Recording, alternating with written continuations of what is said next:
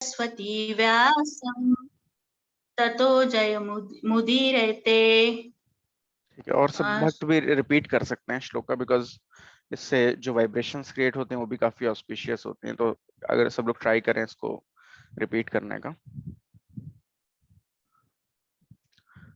नारायण नमस्कृत्यं नर चैव नरोत्तमं देवी सरस्वतीं व्यासं ततो जयाम मुदीर्यते। यस माता जी। नीचे का भी पढ़ना प्रभु जी। जी। ओके। विजय के साधन स्वरूप इस श्रीमद् भागवत का पाठ करने सुनने के पूर्व मनुष्य को चाहिए कि वह श्री भगवान नारायण को, नरोत्तम नारायण ऋषि को, विद्या की देवी माता सरस्वती को तथा ग्रंथकार श्री व्यासदेव को नमस्कार करे। और कोई तात्पर्य पढ़ना चाहेगा? मैं पढ़ती हूँ। सारा वैदिक साहित्य तथा सारे पुराण इस भौतिक जगत के गहनतम भागों पर विजय प्राप्त करने के लिए है। जीव अनादि काल में भौतिक इंद्रिय तृप्ति के प्रति आसक्त होने के कारण ईश्वर के साथ अपने संबंध को भूल चुका है। इस भौतिक जगत में उसका जीवन संघर्ष अविरत चलने वाला है और इसके लिए कोई योजना बनकर जीव का इसमें से निकल पाना संभव नहीं है। यदि वह इस अविरत जीवन संघर्ष पर विजय पाना चाहता है तो उसे ईश्वर के साथ अपने नित्य संबंध को पुनः स्थापित करना होगा। जो भी इस प्रकार के निवारक उपाय अपनाना चाहता है उसे वेदों तथा पुराणों जैसे साहित्य का आश्रय लेना होगा। मूर्ख लोगों का कहना है कि पुराणों का वेदों से किस प्रकार का संबंध नहीं है, किंतु ये पुराण विभिन्न प्रकार के लोगों के लिए वेदों की पूरक व्याख्याएं है। सभी मनुष्य एक से नहीं होते। कुछ लोग सतोगुणी होते हैं, कुछ लोग रजोगुणी होते हैं और कुछ तमोगुणी होते हैं। पुराणों को इस प्रकार से विभक्त किया गया है कि किसी भी श्रेणों के लोग उनसे लाभ उठा सकते हैं और धीरे धीरे अपनी खोई हुई स्थिति को पुनः प्राप्त करके कठोर जीवन संघर्ष से बाहर निकल सकते हैं। श्रील सुत गोस्वामी पुराणों के पाठ की विधि प्रदर्शित करते हैं। जो लोग वैदिक साहित्य तथा पुराणों के उपदेशक बनना चाहते हैं वे इस विधि का पालन कर सकते हैं। श्रीमद् भागवत निष्कलंक पुराण है और यह विशेषकर उनके लिए है ये स्थायी रूप से भव बंधन से छूटने के इच्छुक है। हरे कृष्ण। हरे कृष्ण। धन्यवाद माता जी। तो ये पहले श्लोक में एक्चुअली भगवान बता रहे हैं कि श्रीमद् भागवतम का पाठ सुनने से पहले ही मनुष्य को चाहिए कि वो श्री भगवान नारायण को, नरोत्तम नर नारायण ऋषि को, विद्या की देवी माता सरस्वती को तथा ग्रंथकार श्रील व्यासदेव को नमस्कार करें। तो भगवान नारायण के विषय में ही या कृष्ण भगवान के विषय में ही पूरा श्रीमद् भागवतम की चर्चा है। नर नारायण ऋषि इस समय भी साधना में पूरी तरीके से लीन है, ताकि हम लोग जो भी जितना भी स्टेबल हम लोगों को एटमॉस्फेयर मिल रहा है उसका कारण है कि कई सारे ऋषि मुनि अभी भी तपस्या में लीन हैं जो कि अमर हैं। जैसे कि परशुराम उनमें से एक है, नर नारायण ऋषि हैं, वो सब लोग इसीलिए तपस्याओं में लीन होते हैं जिसके प्रभाव के द्वारा हम लोग को कम से कम इस तरीके का वातावरण मिले कि हम लोग अभी भी कलयुग में भी भक्ति को कर सकें। साथ ही साथ माता सरस्वती देवी को हम लोगों को नमस्कार करना है, क्योंकि इतनी कम से कम हम लोग को बुद्धि मिले कि जो भी हम लोग पढ़ रहे हैं उसे समझ सकें। और श्रील व्यासदेव को, जो कि भगवान के खुद ही लिटरेरी इनकारनेशन है, भगवान स्वयं ही अवतरित हुए थे, या कह सकते हैं कि उनके शक्तिवेश अवतार के रूप में श्रील व्यासदेव अपीयर हुए थे, जिन्होंने उनके सारे ग्रंथों को सरल रूप से लिखा, अलग अलग भागों में विभाजित किया, जिससे कि लोग उसे पढ़कर समझ सकें। और जब सारे उन्होंने वेद लिखे उसके बाद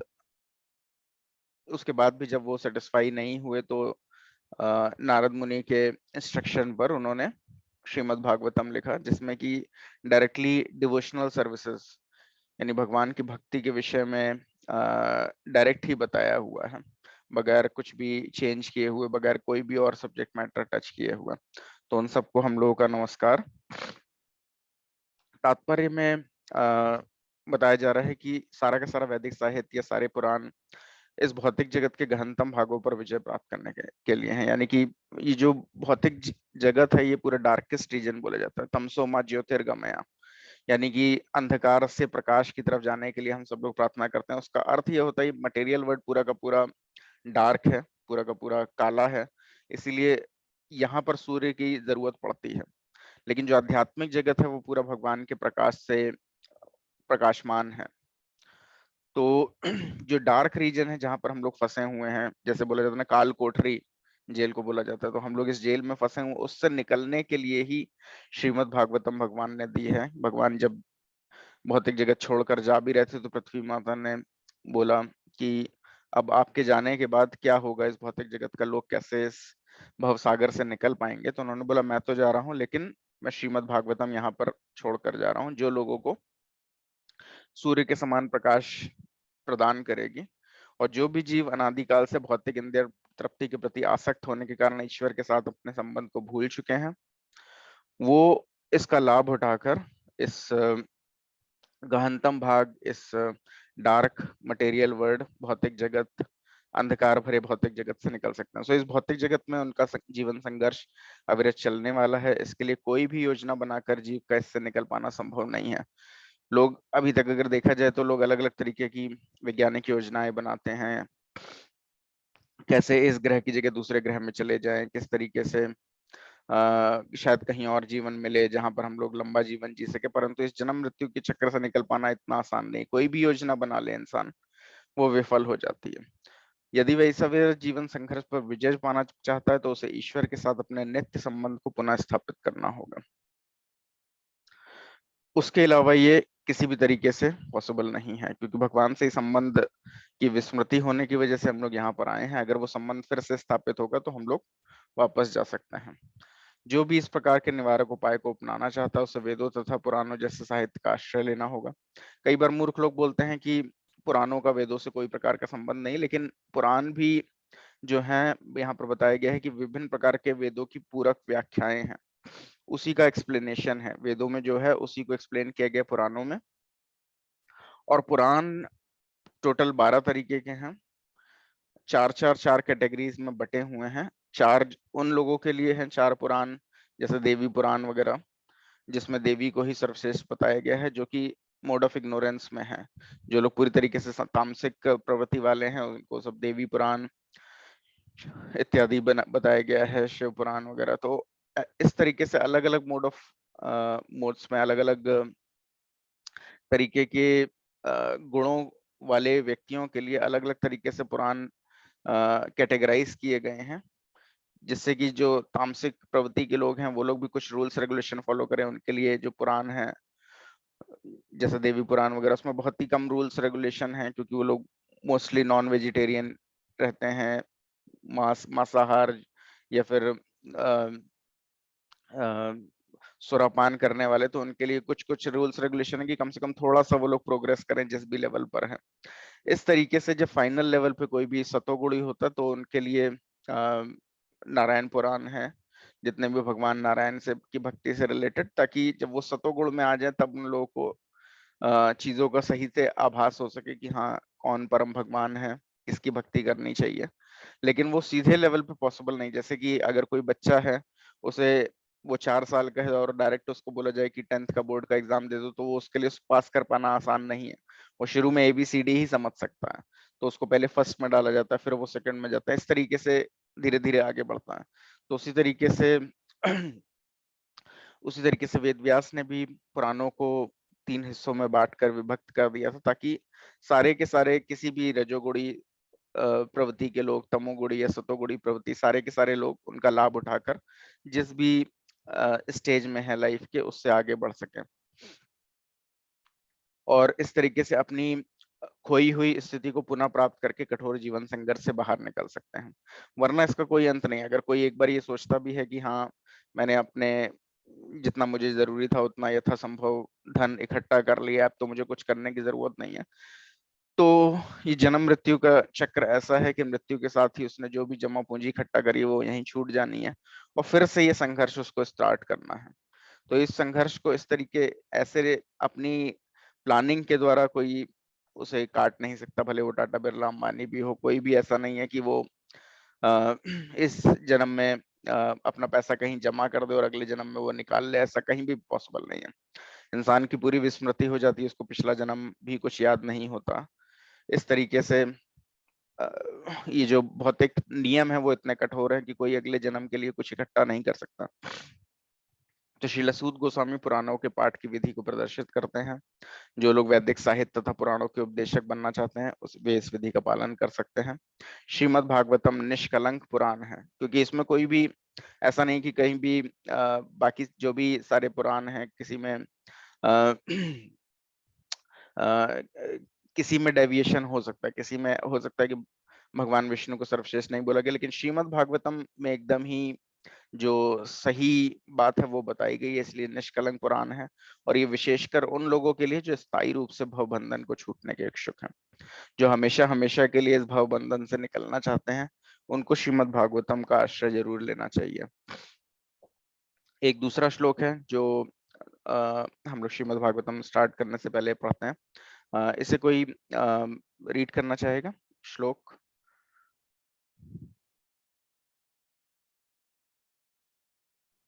हरे जी, और सब लोग रिपीट भी करेंगे एक बार जब माता जी बोलेंगे तो। नष्टप्रायेषु भद्रेषु नित्यं भागवत सेवया भगवते उत्तम श्लोके भक्तिर्भवति नष्ट की। भागवत की कक्षाओं में नियमित उपस्थित सब लोगों रहने। को रिपीट करने दीजिए माता जी। हरे कृष्णा। और डिवोटीज भी एक बार ट्राई करें रिपीट करने का श्लोका। नष्टप्रायेषु भद्रेषु नित्यं भागवत सेवया भगवत उत्तम श्लोके श्लोके भक्ति भगवती नैष्टिकी। नष्टिको। धन्यवाद।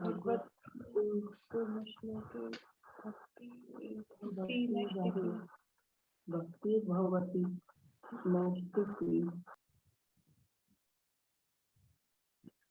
हाँ, आगे माता जी पढ़िए। हाँ, भागवत की कक्षाओं में नियमित उपस्थित रहने तथा शुद्ध भक्त की सेवा करने से हृदय के सारे दुख लगभग पूर्णतः विनष्ट हो जाते हैं और उन पुण्य श्लोक भगवान में अटल प्रेमा भक्ति स्थापित हो जाती है, जिनकी प्रशंसा दिव्य गीतों से की जाती है।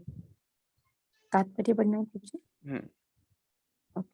तात्पर्य, यहाँ पर हृदय से उन अमंगलकारी वस्तुओं को निकालने का उपचार दिया गया है जो आत्म साक्षात्कार के पथ पर अवरोध रूप है। ये उपचार है भागवतों की संगति करना। भागवत दो प्रकार के होते हैं, एक तो ग्रंथ भागवत और दूसरे भक्त भागवत। ये दोनों ही भागवत कारगर औषधियां हैं और इनमें से कोई एक या दोनों ही अवरोध को हटाने वाले हैं। भक्त भागवत ग्रंथ भागवत के ही समान है, क्योंकि भक्त भागवत ग्रंथ भागवत के अनुसार ही जीवन यापन करता है और ग्रंथ भागवत तो भगवान तथा उनके शुद्ध भक्तों अर्थात भागवतों के ज्ञान से पूर्ण है ही।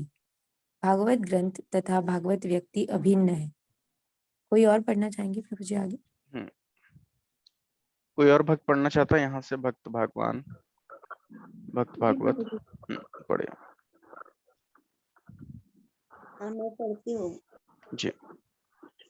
भक्त भागवत भगवान का प्रत्यक्ष प्रतिनिधि है, अतः भक्त भागवत भक्त को प्रसन्न करने से ग्रंथ भागवत का लाभ उठाया जा सकता है। मानवीय तर्क यह नहीं समझ पाता कि किस प्रकार भक्त भागवत या ग्रंथ भागवत की सेवा द्वारा कोई भी व्यक्ति के द्वारा भक्ति के पथ पर अग्रसर होता है, किंतु ये तथ्य जिनकी व्याख्या श्री नारद देव द्वारा की गई है, जो अपने पूर्व जन्म में एक दासी के पुत्र थे।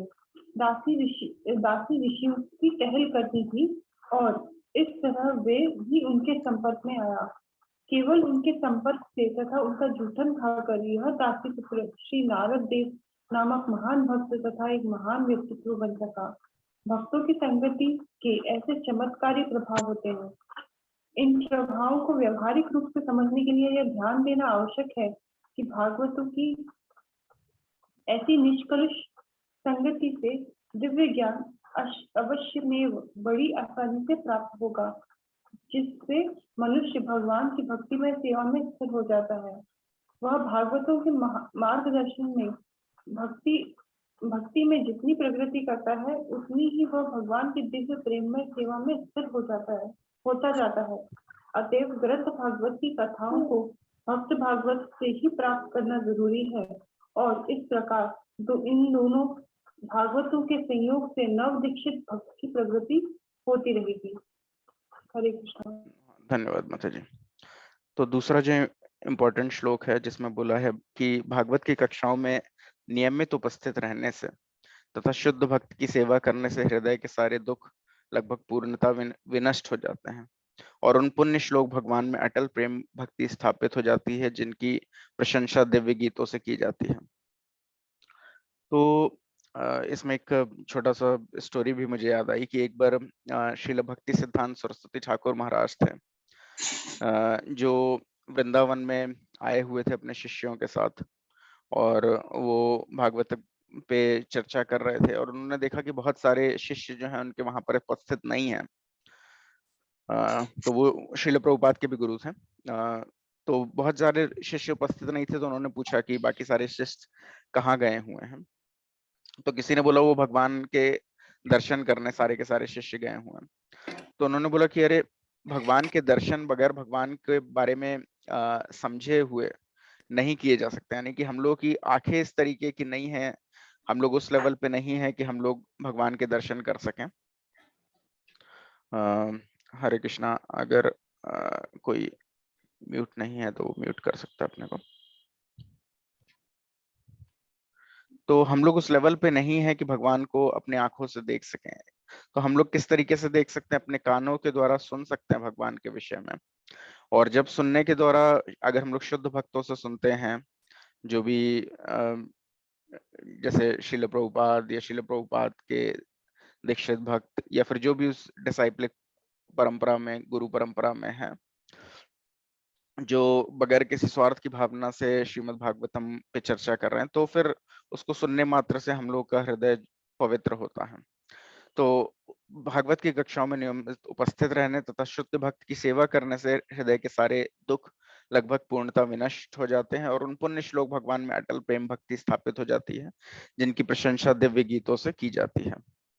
तो यहाँ पर यह भी है कि लोग कई बार आश्चर्य कर सकते हैं कि कैसे शुद्ध भक्त की सेवा करने से ही हृदय के सारे दुख पूर्णता विनष्ट हो जाते हैं। और यहाँ पर यह भी बताया गया है कि किस तरीके से बुक भागवतम, बुक श्रीमद् भागवतम और जो गुरु है श्रीमद् भागवतम, उन दोनों में कोई अंतर नहीं होता। एक बार श्रील प्रभुपाद ने भी अपने शिष्यों से ये चीज पूछा कि which is better, book Bhagavatam और पर्सन भागवतम, यानी कि व्यक्ति जो भागवत है वो ज्यादा उपयुक्त है, श्रेष्ठ है, या फिर किताब श्रीमद् भागवतम। तो सारे के सारे लोग थोड़े शिष्य जो थे वो शंका में पड़ गए कि क्या इसका उत्तर होना चाहिए। कुछ लोगों ने बोला कि किताब श्रीमद् भागवतम। श्रील प्रभुपाद ने उनका कान पकड़ा और बोला कि लेकिन किताब श्रीमद् भागवतम जो है वो आपका कान नहीं पकड़ सकती। इसका अर्थ ये कि अगर आप कुछ गलत कर रहे हैं, श्रीमद् भागवतम में तो कोई भी गलती नहीं है, लेकिन कई बार होता है कि लोग उसको पढ़ने में, या कितने लोग होते हैं उसको चर्चा करने में अर्थ का अनर्थ निकाल सकते हैं। तो अगर उसके बाद भी, पढ़ने के बाद भी कोई अगर गलत रास्ते पे चलने लग जाए, तो किताब श्रीमद् भागवतम उसे करेक्ट नहीं कर सकती, उसे सही मार्गदर्शन नहीं दे सकती। लेकिन गुरु या फिर जो पर्सन भागवत है या भागवत व्यक्ति जो है, वो अगर देखे कि अगर आप श्रीमद् भागवतम पढ़ने के बाद भी गलत रास्ते में जा रहे हैं, तो वो आपको सही कर सकता है, वो आपको करेक्ट कर सकता है। इसलिए जो गुरु है भागवत गुरु, वो ज्यादा महत्वपूर्ण है then compare to Shrimad Bhagavatam book से। तो अगर हम लोग उसके विषय में सुनते हैं तो अपने आप ही भगवान की प्रेमा भक्ति स्थापित हो जाती है। हरे कृष्णा। मैं रिक्वेस्ट करूंगा डिवोटीज से जो स्वाति माता जी, शायद आपका थोड़ा हरे कृष्ण बैकग्राउंड। प्रभु जी, आप प्रणीता माता जी, आप मुझे को होस्ट बना दीजिए प्रभु हाँ, जी। एक सेकंड।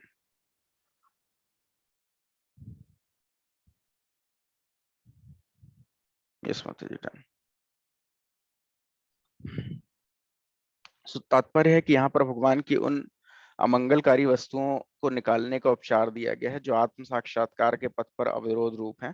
यह उपचार है भागवतों की संगति करना, क्योंकि हम लोग अगर अभक्तों की संगति करते हैं तभी हम लोगों के हृदय ग्रंथि जो होती है वो और कठोर होती जाती है, भौतिक भव सागर से निकलना और मुश्किल हो जाता है, क्योंकि जितने भी भौतिकतावादी लोग हैं वो भगवान की भक्ति को छोड़कर और सब विषय में चर्चा करते हैं, सिर्फ भगवान के विषय में चर्चा करने में उनमें कोई रुचि नहीं होती। भागवत दो प्रकार के होते हैं, एक तो ग्रंथ भागवत और दूसरे भक्त भागवत। ये दोनों ही भागवत कारगर औषधियां हैं, उनमें से कोई एक या दोनों ही अवरोध को हटाने वाले हैं। भक्त भागवत ग्रंथ भागवत के ही समान है, क्योंकि भक्त भागवत ग्रंथ भागवत के अनुसार ही जीवन यापन करता है, जैसा श्रीमद् भागवतम में भगवान की भक्ति के विषय में बताया है। अगर हम लोग देखें तो भक्त भागवत जो है उसका पूरा जीवन ही श्रीमद् भागवतम का अनुसरण करते हुए व्यतीत होता है। हम लोग देख सकते हैं श्रील प्रभुपाद के एग्जाम्पल में या अपने गुरु महाराज के एग्जाम्पल्स में कि किस तरीके से उनका पूरा जीवन ही भगवान की भक्ति में ही समर्पित रहता है। और ग्रंथ भागवत तो भगवान तथा उन शुद्ध भक्तों अर्थात भागवतों के ज्ञान से पूर्ण ही है। भागवत ग्रंथ तथा भागवत व्यक्ति अभिन्न है। तो इसी वजह से श्रील प्रभुपाद ने जब श्रीमद् भागवतम को शुरू किया है तो उन्होंने भगवान चैतन्य महाप्रभु का पूरा जीवन वर्णित किया है। क्यों? क्योंकि उन्होंने बोला है कि शिव चैतन्य महाप्रभु भक्त के रूप में आए थे और उन्होंने जो किस तरीके से एक भागवतम को पढ़ने वाले को व्यवहार करना चाहिए वो उनकी जीवन शैली से उन्होंने बताया था। तो हम लोग जब शुरुआत भी करेंगे श्रीमद् भागवतम की तो सबसे पहले चैतन्य महाप्रभु की संक्षेप में जीवनी है जिसको हम लोग पढ़ेंगे। सो भक्त भागवत भगवान का प्रत्यक्ष प्रतिनिधि है, अतः भक्त भागवत भक्त को प्रसन्न करने से ग्रंथ भागवत ग्रंथ का लाभ उठाया जा सकता है। अगर कोई भी गुरु को या जो भक्त भागवत है उसको प्रसन्न करता है तो अपने आप ही उसे ग्रंथ भागवत का कह सकते हैं कि उसके हृदय में ही उसका प्रसार होता है, जिसकी वजह से उसका लाभ उठा सकता है और जिसे मानवीय तर्क नहीं समझ पाता कि किस तरह भक्त भागवत या ग्रंथ भागवत की सेवा द्वारा कोई भक्ति के पथ पर अग्रसर होता है। किंतु ये तथ्य है जिनकी व्याख्या श्रील नारद देव द्वारा भी की गई है। श्रीमद् भागवतम में ही नारद देव ने स्वयं बताया है कि किस तरीके से पूर्व जन्म में वो एक दासी के पुत्र थे और दासी जो थी वो ऋषियों की सेवा करती थी। चातुर्मास के समय हम लोग जानते हैं कि 4 महीने का समय ऐसा होता है जिसमें ऋषि मुनि कहीं और नहीं जाते, किसी एक ही घर में वो शरण लेते हैं क्योंकि उस समय बारिश का मौसम होता है। बाकी और समय में वो एक जगह से दूसरी जगह, एक घर से दूसरे घर, एक गांव से दूसरे गांव जाते रहते हैं और अलग अलग लोगों को भगवान के विषय में बताते हैं। परंतु चातुर्मास का जो बारिश का समय होता है उसमें वो किसी एक घर में रुकते हैं। तो उस समय ऐसा हुआ था कि नारद मुनि की जो माता जी थी उनके घर में वो ऋषि जो भक्त भागवत थे वो रुके थे और उनकी जो माता थी वो बहुत ही गरीब थी, लेकिन उसके बावजूद भी उनकी बहुत ही ज्यादा रुचि थी भक्त भागवतों की सेवा करने की। तो वो उनकी सेवा कर रही थी और उसी समय नारद मुनि भी जो बच्चे ही थे उनके संपर्क में आए और वो भी उनकी सेवा करने लग गए और उनकी आज्ञा से जो भी प्रसाद जब वो लोग खाते थे जो महाप्रसाद होता था वो पूछते थे कि क्या मैं भी ये ग्रहण कर सकता हूँ। तो उनकी आज्ञा से वो भगवान का जो महाप्रसाद है जिसे उन भागवतों द्वारा चखा गया रहता था उसे वो खाते थे। और भगवान का प्रसाद जो होता है उसमें बहुत ही विलक्षण शक्ति होती है और अगर वो किसी भक्त भागवत द्वारा खाया गया हो तो वो उससे भी ज्यादा शक्तिशाली बन जाता है। तो उसको क्योंकि नारद मुनि खाते थे तो उस वजह से अपने आप ही उनके हृदय में जो भी कल्मश था वो मुक्त हो गया और उनके मन में महान भक्ति भगवान के प्रति जागृत हो गई। जब उनकी माताजी का भी निधन हुआ तो उन्होंने उसको भी भगवान का एक वरदान ही समझा और पूरी तरीके से अपना जीवन भगवान के ध्यान में लगाया। और उस तरीके से जब उनको वो शरीर अंत हुआ तो उनको नारद के रूप में शरीर प्राप्त हुआ जो पूरी तरीके से आध्यात्मिक है, जो पूरे विश्व में पूरे ब्रह्मांड में कहीं पर भी वो मुक्त रूप से विचरण कर सकते हैं और सबको अपना अपना एसोसिएशन का लाभ देते हैं, यानी अलग अलग लोगों को दर्शन देते हैं और उनको भक्ति के विषय में बताते हैं और किस तरीके से वो भक्त भागवतों की सेवा करने से ही उनके ऊपर ऐसा चमत्कारी प्रभाव पड़ा कि वो भी इतने महान भक्त बन गए। सो इन प्रभावों को व्यवहारिक रूप से समझने के लिए ध्यान देना आवश्यक है कि भागवतों की ऐसी निष्कलुष संगति से दिव्य ज्ञान अवश्य में बड़ी आसानी से प्राप्त होता है, क्योंकि भागवत के मन में और किसी भी विषय में चर्चा करने और किसी भी विषय में सोचने का कुछ भी इंटरेस्ट नहीं होता, वो सिर्फ भगवान के विषय में ही सोचते हैं। सो उनकी सेवा करने से मनुष्य भगवान की भक्ति में सेवा में स्थिर हो जाता है। ये भागवतों के मार्गदर्शन में भक्ति जितनी ही वह भागवतों के मार्गदर्शन में भक्ति में जितनी ही प्रगति करता है, उतना ही भगवान की दिव्य प्रेममय सेवा में स्थिर हो जाता है। अतएव ग्रंथ भागवत की कथाओं को भक्त भागवत से ही प्राप्त करना चाहिए। इस प्रकार इन दोनों भागवतों के संयोग से नव दीक्षित भक्त की प्रगति होती है। तो इसलिए हम लोगों का श्रीमद् भागवतम जो है, कभी भी जो पैसे लेने वाले लोग होते हैं जो भागवत कथाएं करते हैं, बदले में अपनी जीविका उपार्जन करते हैं, उनसे नहीं सुनना चाहिए, बल्कि उनसे सुनना चाहिए जो भागवत का ज्ञान को अपने जीवन में उतारना चाहते हैं, यानी भक्त भागवतों से ही सुनना चाहिए। तो अब आज 7 बज चुका है, हम लोग अगले सेशन से फिर स्टार्ट से शुरुआत से श्रीमद् भागवतम को पढ़ेंगे और समझेंगे। आज हम लोग ने 2 सबसे इम्पोर्टेंट श्लोक जिससे कि हम लोग श्रीमद् भागवतम को की आराधना करते हैं, वो हम लोग ने श्लोक कवर किए। और डेली हम लोग आधे घंटे ही भगवान के श्रीमद् भागवतम पे चर्चा करेंगे। तो हम लोग मिलेंगे कल फिर से इसी समय 6:30 बजे। धन्यवाद। हरे प्रभु जी कृष्ण। चैतन्य हरे की कृष्ण। जीवनी पर लाएं। जी, हम लोग शुरुआत करेंगे चेतन, तो श्रीमद् भागवतम के शुरुआत में ही जो स्टार्ट ही जो है वो चैतन्य महाप्रभु की जीवनी से श्रील प्रभुपाद ने स्टार्ट किया, तो हम लोग वो शुरू करेंगे। और फिर जब वो पूरा खत्म हो जाएगा तो हम लोग फिर हर चैप्टर वाइज स्टार्ट करेंगे। हरे कृष्ण प्रभु जी। ओके, हरे कृष्णा। हरे धन्यवाद कृष्ण। आप सब लोगों का ज्वाइन करने के लिए। हरे कृष्ण प्रभु जी। हरे कृष्णा माता जी। हरे कृष्ण प्रभु जी। हरे कृष्णा। हरे कृष्ण प्रभु जी। हरे कृष्णा।